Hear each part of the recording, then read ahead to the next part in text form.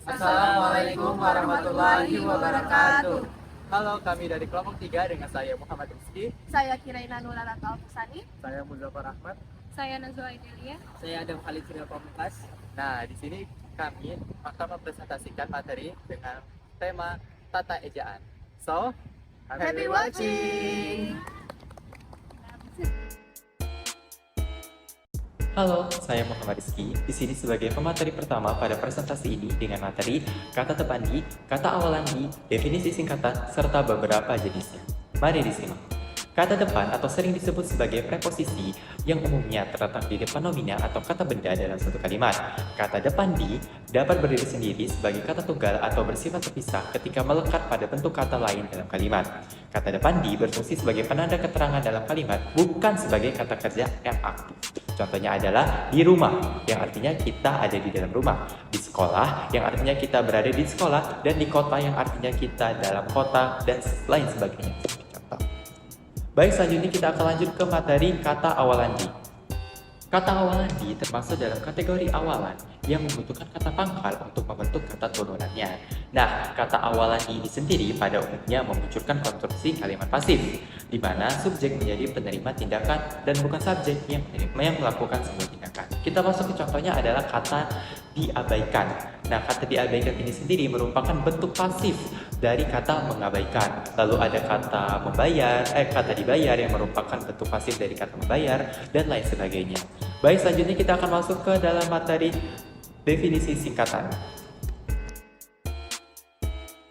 Singkatan adalah bentuk yang dipendekkan dari suku kata yang terdiri dari satu suku kata atau lebih. Singkatan biasanya digunakan untuk menyingkat nama orang, gelar, sapaan, jabatan, nama lengkap, satuan ukuran, dan lain sebagainya. Biasanya tersusun secara ringkas dengan satu huruf atau lebih. Nah, berikut adalah beberapa jenis dari singkatan. Yang pertama adalah singkatan untuk nama gelar, jabatan, atau pangkat yang diikuti dengan tanda titik di tiap-tiap belakang singkatan. Nah, daripada bingung nih apa maksudnya, kita langsung ke contohnya aja ya. Yang pertama adalah contoh AH Nasution yang merupakan singkatan dari Abdul Haris Nasution. Lalu adalah MBA yang merupakan singkatan dari Master of Business Administration. Untuk jenis singkatan lainnya akan dijelaskan oleh rekan saya, Adam Khalid Surya Pamungkas. Terima kasih. Baiklah, di sini saya akan melanjutkan pemaparan materi yang sudah dijelaskan oleh Muhammad Rizky. Jadi saya akan menjelaskan jenis singkatan yang kedua, yaitu singkatan nama resmi lembaga, pemerintahan, dan ketatanegaraan, badan atau organisasi, serta nama dokumen resmi yang terdiri atas huruf awal ditulis dengan huruf kapital dan tidak diikuti dengan tanda titik. Contohnya adalah DPR, singkatan dari Dewan Perwakilan Rakyat; PBB, singkatan dari Perserikatan Bangsa-Bangsa; SD, singkatan dari Sekolah Dasar; serta WHO, singkatan dari World Health Organization. Dan jenis singkatan yang ketiga yaitu singkatan umum yang terdiri atas 3 huruf atau lebih diikuti satu tanda titik. Singkatan umum adalah singkatan yang sering dipergunakan oleh masyarakat. Contohnya adalah TGL yang merupakan singkatan dari tanggal, HLM yang merupakan singkatan dari halaman, NO yang merupakan singkatan dari nomor, dan KPD yang merupakan singkatan dari kepada. Yang selanjutnya jenis singkatan yang terakhir yaitu lambang kimia, singkatan satuan ukuran, takaran, timbangan, dan mata uang tidak diikuti dengan tanda titik.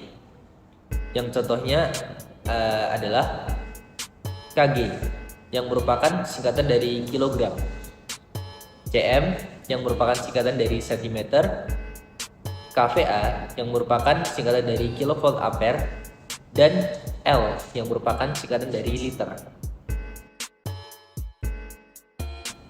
Dan yang selanjutnya saya akan menjelaskan pengertian dari akronim.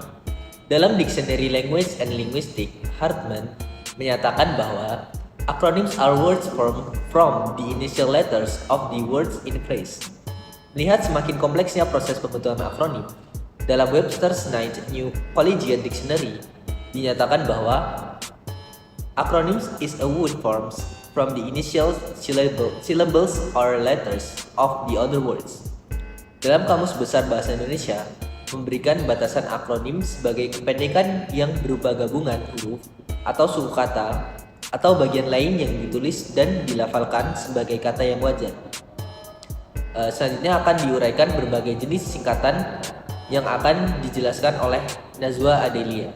Jenis-jenis akronim. A. Akronim nama diri yang berupa gabungan huruf awal, unsur-unsur nama diri, ditulis seluruhnya dengan huruf kapital, tanpa tanda titik. Contohnya, LIPI, Lembaga Ilmu Pengetahuan Indonesia, LAN, Lembaga Administrasi Negara, PASI, Persatuan Atletik Seluruh Indonesia, dan SIM, Surat Izin Mengemudi. Akronim nama diri yang berupa singkatan dari beberapa unsur ditulis dengan huruf awal kapital.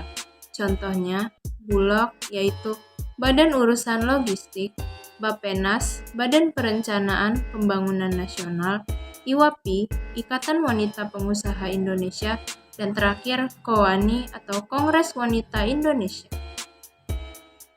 C. Akronim bukan nama diri yang berupa singkatan dari dua kata atau lebih ditulis dengan huruf kecil. Contohnya, pemilu yaitu pemilihan umum, IPTEK, ilmu pengetahuan dan teknologi, RAPIM, rapat pimpinan, dan rudal atau peluru kendali.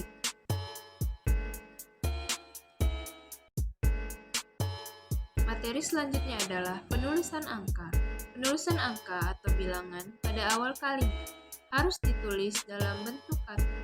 Jika kata yang menyebutkan angka tersebut melebihi dua kata, bilangan atau angka tersebut harus tetap ditulis dalam bentuk angka dengan pengubahan susunan kalimat.